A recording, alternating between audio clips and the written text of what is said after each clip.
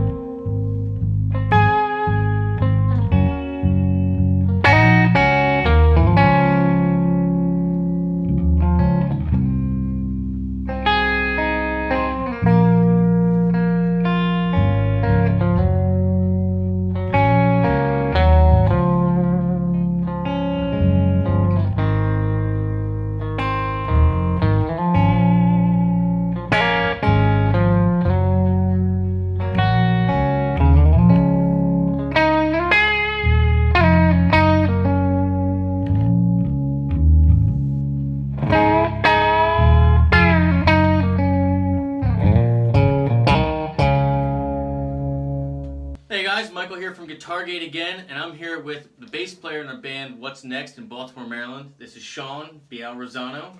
Hello. And he brought his beard too, which is always nice. It comes with me everywhere. Yeah.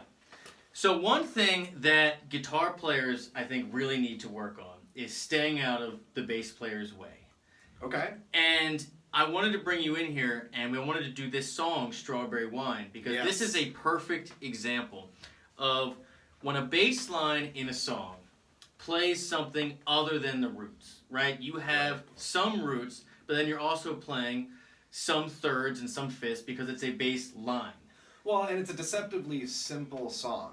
Right. As well. It's a ballad, and it's surprising that the songs that we talk about the most between sets are these simple ones where we're trying to figure out the voicing. It's true. And this song has been a topic of a lot of debate over the last couple of weeks between sets. It is. And the one thing, so we listened to the song, we played it, and we got together and figured out what the main issue was. And we wanted to make this video because it's so easy for guitar players to just play your pattern 4, your pattern 2, 5-string or 6-string bar chords with the root always in the bass. And when the bass line is playing something other than the root, it clashes. Right. So often I'll be playing, a first inversion of a chord. Right. And that'll open you up to play a lot of other interesting stuff, unless you play the root of the chord and it muddies it up. Muddies it up. We'll probably clash. And with 3 guitars in our band, a bass and 2 electric guitars, you got to stay out of each other's way. We got to stay out of each other's way. The key takeaway is that you can always play something different above the bass because it's not going to get in the bass's zone. Right. But if the lowest note, if you're playing the lowest note and it is not the root of the chord, I would look for something else. I behoove you as a guitar player. As a bass player. Yeah. I behoove you to not create that tension, to try to at least match the note that you're playing. Right. Right. And this, if you're making a musical choice, that's one thing. But we're talking about in a live setting when you're trying to pull a ballad off and you got a lot of instruments, it really sounds better and cuts through the mix better if everyone has their space. And the best way to do that is through using inversions on chords. Especially because all of these songs are basically 1-4-5s. That's right. So an inversion, as a bass player, inversions allow me to play a 1-4-5 and give me access to a bunch of other notes to make it sound like I'm playing a walking bass line. Right, so you can get the 7 and the 6 to achieve the 5 and 4 chord. Right, exactly. Because those are the thirds of those chords respectively. Right. Got it. This song is in the key of D. It's essentially a 1-4-5. There is a 6 in there.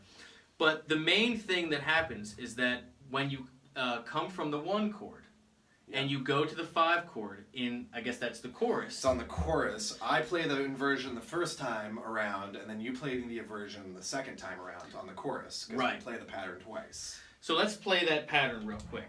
Keep in mind, we're tuned down a half step because we're in show tuning, so we're playing in what looks like D, but this is going to be D flat for us. Yeah, it's going to sound like D flat.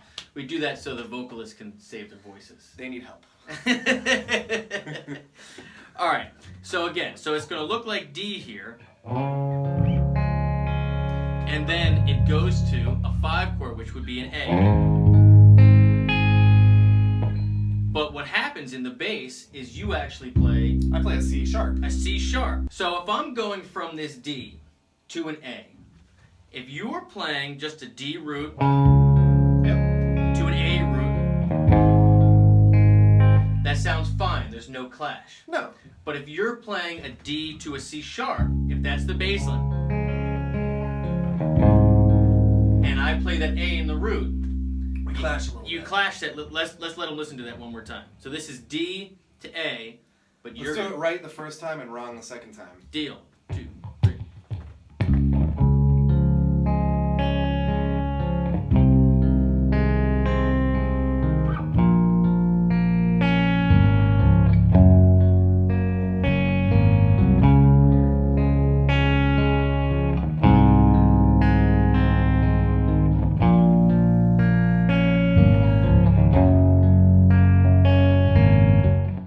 So another cool thing in this song in particular is that there's a couple spots where when we play the 1 chord, I'm doing a first inversion and having the 3rd in the bass because that's what you're doing.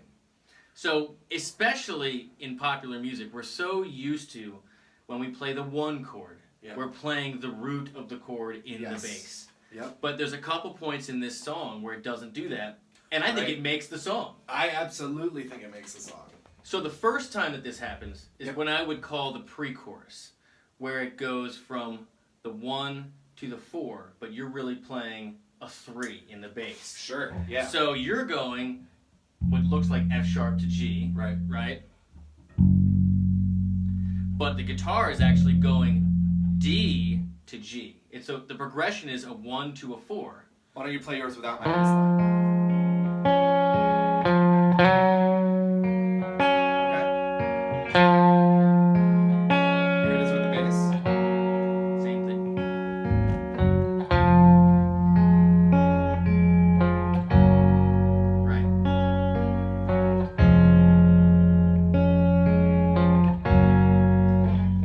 Trying to learn this tune, it might be easy for you to say, okay, that sounds like a 3, and I'm just going to play a 3 minor chord over top, you know.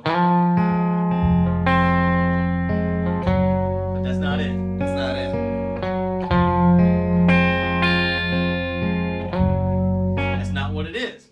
And so you might say, okay, that's a 1 chord, but if I play the root in the bass and I don't get that F sharp, if I don't do the inversion you're doing, listen to how muddy that sounds. 2.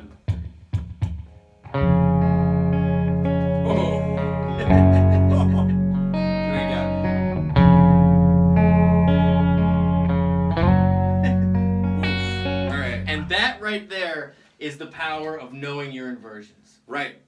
Especially with these old school country ballads. Ooh. You get so much of that first inversion voice leading that is kind of all over those bass lines. Yeah.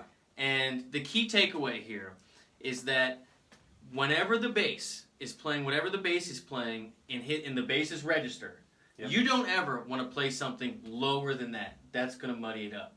Yep. If they're not playing the root in the bass, you should play that inversion to match that note, or at least start there. You can tinker with it after that. Sure. You know, but then if the bass is playing the root, you can feel free to do anything you want on top of that because it's not going to get in the bass's zone. Right, and you know, if we're both playing the root, there's tons of times where the power of that sound is absolutely necessary. But on a ballad, you want to look out. You want to kind of take a step back, take a listen, see how you can create more space, especially for the singers. That is absolutely true. And it leaves it for instrumentalists, anything like that. Yeah. Gotcha. So moral of the story, stop playing just your bar chord shapes. Learn your inversions and don't get in your bass player's way because he gets salty. I do get salty.